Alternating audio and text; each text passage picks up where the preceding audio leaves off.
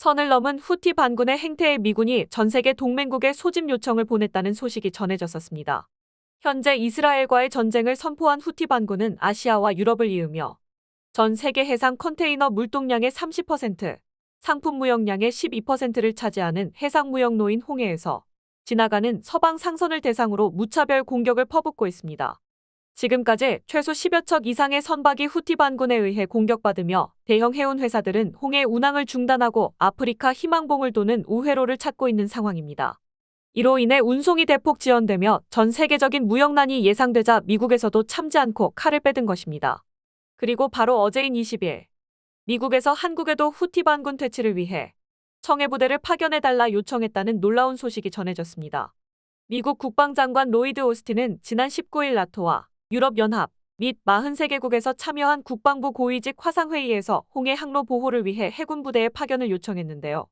물론 여기엔 대한민국 역시 포함되어 있었죠. 미국은 홍해의 안전 회복을 목표로 번영의 수호자 작전이란 다국적 안보 구상을 제시하여 홍해에 배치된 CTF-153 함대를 확대할 계획입니다. 이 CTF-153 함대란 중동에서 활동 중인 39개국의 연합해군사령부 CMF 산하의 5개 함대 중 하나로서 홍해와 아덴만 일대 테러 해적행위 등에 대응하는 임무를 수행하고 있는 부대입니다. 한국에서는 청해부대가 바로 여기에 속해 있죠. 한국 역시 홍해 무역로에 문제가 생긴다면 매우 곤란한 처지에 놓일 수 있기에 국방부에서는 소말리아 주변 해역에 파병된 해군 청해부대의 활용, 연락장교의 홍해 파견, 규탄 성명 발표 같은 외교적 개입 등 여러 방안을 살펴보겠다며 양만추남을 필두로 한 청해부대의 홍해 파견을 고려하고 있다고 밝혔습니다. 청해부대가 아덴만에서 홍해로 올라올 수 있다는 소식에 후티 반군에서도 당혹을 금치 못하고 있습니다. 청해부대는 현재 중동에 파견된 해군부대 중에서도 실전으로 그 전투력을 증명한 몇 안 되는 부대이기 때문인데요. 해상왕 장보고가 전남 완도에 설치했던 세웠던 해군기지 청해진에서 이름을 따온 청해부대는 함선을 몰승조원과 해군특수전단 UDT실 부대원으로 구성된 검문검색대, 해상작전헬기 링스를 운용하는 항공대, 해병대와 의무요원으로 구성된 경계, 지원대로 구성되어 있습니다. 지난 2011년 1월 소말리에 해적에 납치된 한국 화물선 3호 주얼리호의 선원을 구출하는 아덴만 여명작전에 성공하며 전 세계에 이름이 알려졌었는데요. 당시 청해부대는 헬기와 함에서 저격하며 해적들의 시선을 붙잡고 그 틈에 고속정으로 급속 접근, 배에 올라탄 후 해적들과 교전을 벌여 전부 제압하고 21명의 인질을 전원 무사히 구출하는 데 성공했었습니다. 당시 주얼리호의 석혜균 선장이 해적의 총에 맞아 중상을 입었었지만 헬기로 신속하게 이송하고 이후 한국에서 급히 파견된 이국종 교수팀의 긴급 수술로 목숨을 구할 수 있었습니다. 이는 우리 해군이 공해상에서 수행한 첫 해군 작전이었지만 인질을 포함해 단 한 명의 사망자도 없이 완벽하게 임무를 수행해 대한민국 해군의 위상을 과시하고 국제적인 명성을 얻을 수 있었습니다. 연합해군사의 부사령관인 윌리엄 워렌더 준장은 해당 작전 이후 소말리아 해적 공격이 급감했다며 청해부대의 구출 작전을 연합해군사 창설 이래로 가장 성공적인 작전이었다고 평가했었는데요. 아덴만 작전 이후 청해부대의 호송을 요청하는 선박수가 급증하며 청해부대의 대테러 능력이 해운업계에서 인정받고 있다는 사실을 보여주었죠. 이후에도 청해부대는 우리 선박을 호송하고 해적을 격퇴하는 임무를 수행하고 있으며 지금까지 수십 차례가 넘는 해적의 위협을 격퇴했습니다. 또한 청해부대의 주력함 역시 아무리 뒤에서 이란의 지원을 받고 있다지만 게릴라군 수준인 후티 반군으로선 상대하지 못할 전투함입니다. 한국 해군은 지난 9월부터 광개토 대왕급 해군 구축함인 양만추남을 아덴만에 파견해 두었습니다. 3200톤급 구축함 양만추남은 최대 30노트로 항해가 가능하며 무장으로 54구경 함포, 하푼 함대함 미사일, 청상어 경어뢰와 폭내를 갖추고 있습니다. 여기에 한국 해군함 최초로 수직 발사관 16세를 탑재하여 최대 사정거리 19km의 마하 3.4의 속도로 비행하는 RIM-7 시스페로우 미사일을 운용하고 있습니다. 방공 미사일로 미사일, 고정익기, 헬기, UAV 등을 요격할 수 있으나 바다를 스치듯 날아 레이더 탐지를 회피하는 시스키밍 기능을 탑재하여 대함 미사일로 쓰일 수 있습니다. 한국 해군에서는 광개토 대왕급 구축함에만 탑재된 강력한 미사일이죠.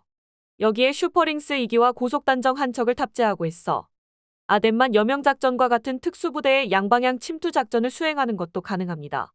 또한 지난 2020년 대한민국 해군 수상함 중 최초로 성능 개량 사업을 완료하며 노후화된 전투체계와 센서를 업그레이드하고 기존 외산 장비들을 순수 국내 기술로 개발된 장비로 교체하며 표적 관리 능력은 3배, 정보 처리 속도는 100배 이상 향상시키는 데 성공했습니다. 대한민국 청해부대를 비롯해 각국 연합해군이 홍해로 총집결한다면 후티 반군 정도야 한나절이면 정리가 가능할 것으로 예상되고 있는데요. 그런데 한국 청해부대의 파견을 미국이나 사우디보다도 간절하게 바라고 있는 곳이 있으니 바로 중국이라고 합니다. 후티 반군으로 촉발된 국제 무역망 마비 사태에 가장 큰 피해를 입은 곳은 중국입니다. 크리스마스를 앞두고 수출량이 폭증하며 간만에 싱글벙글한 중국이었지만 중국 컨테이너 선박들이 수에즈 운하에서 후티 반군에 가로막혀 울상을 짓고 있습니다. 남아공 희망봉으로 우회할 경우 10일이 더 걸려 도저히 크리스마스 대목에 맞출 수 없는 상황이죠. 수에즈뿐만 아니라 미국 동부로 향하는 파나마 운하까지 이상기후로 인한 가뭄으로 통행량을 3분의 2로 대폭 줄여 현재 파나마 운하 앞에는 중국 컨테이너선 수십 대가 4주 동안이나 통과하지 못하고 대기 중이라고 합니다. 해운 전문가들은 현재 홍해 상황을 보았을 때 지난 2021년 3월 컨테이너선 에버그린호가 좌초되어 수에즈 운하가 마비됐었던 것과는 비교도 안 될 큰 충격이 찾아올 수 있다고 예상하고 있습니다. 언제나 미국의 행사에 사사건건 태클을 거는 중국이 이번 미국의 대규모 연합군 동원령에도 별다른 반응 없이 잠잠한 것도 제발 수에즈 운하를 정리해 숨통을 틔워주길 바라고 있는 것이죠. 그런데 잘 생각해보면 중국 해군이 나서 후티 반군을 제압해도 되는 일이기도 한데요. 여타 국가들과 마찬가지로 중국 역시 중동 해역에 해군을 파견해 호위 임무를 수행하고 있습니다. 2009년 당시 소말리아는 중국과 외교 관계를 맺고 있었지만 소말리아 해적은 국적을 가리지 않고 중국 선박까지 습격하고 나섰기에 중국 해군은 3척의 군함과 800명의 병력을 파견했었죠. 6,000톤급 이상 미사일 구축함 2척의 보급선이 한 척으로 상당한 해군 전력이 배치되어 있지만 중국 해군이 함부로 움직이지 못하는 이유가 있으니 후티 반군의 배후 세력이 바로 이란이기 때문입니다. 이란, 중국 그리고 러시아는 합동군사훈련을 실시할 정도로 끈끈한 협력 관계를 맺고 있습니다. 또한 중국의 1대1로 핵심 협력국이며 러시아와 중국, 브라질, 인도, 남아공이 참여하는 정상회의 브릭스의 새로운 회원국으로 가입할 예정이기도 합니다. 그렇기에 중국 해군은 후티 반군이 날뛰고 있는 홍해에 함부로 진입하지 못하고 관망하고 있으며 차라리 서방 국가들이 후티 반군을 밀어버려 주기를 바라고 있는 상황입니다. 이제는 그네를 넘어 국제 무대로 활동 범위를 넓힌 한국 해군의 활약이 기대받고 있습니다. 우크라이나 전쟁으로 대한민국이 숨을 죽이고 있었던 군사강국이란 사실을 모두가 깨달으며 한국과의 방산 안보 협력 요청이 쇄도하고 있는데요. 한국 해군 역시 국제사회의 일원으로서 역할을 수행해주기를 기대받고 있습니다. 이미 북한을 상대하기에는 차고 넘칠 수준으로 성장한 우리 해군은 이제 목표를 중국 해군으로 설정하고 대양해군으로 거듭나는 것을 목표로 하고 있습니다. 대양해군이란 원해는 물론이고 외국의 영해나 공해까지 나가 작전을 펼칠 수 있는 수준의 해군을 의미합니다. 이를 위해선 장기간 작전 수행이 가능해야 하기에 원양항해 능력이 뛰어난 중대형 전투함이 필수입니다. 대한민국 해군은 90년대까지 연안 초계 작전을 주 임무로 하는 연안해군의 틀에서 벗어나지 못했었는데요. 그러다 1995년 안병태 해군참모총장이 취임식에서 대양해군 건설 준비를 선포하며 대한민국판 해양 굴기가 시작되었습니다. 현재 청해부대에 파견되어 있는 광개토대왕급 구축함 3척을 시작으로 충무공이 순신급 6척 그리고 동급 최강의 전투력을 자랑하는 세종대왕급 이지스함 3척까지 전력화하며 대양해군으로 거듭나기 위한 최소 조건을 갖출 수 있었습니다.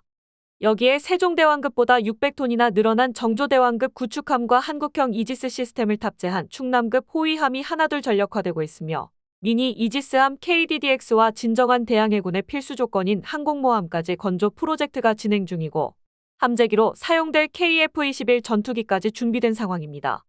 이제는 세계 어느 바다에 내놔도 전혀 꿀릴 것 없는 해군 전력을 구축한 대한민국 해군.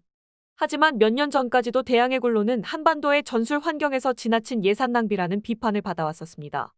그러나 대한민국이 무역 의존도가 75%에 달하는 말 그대로 수출과 수입으로 먹고 사는 나라라는 사실을 명심해야 하는데요.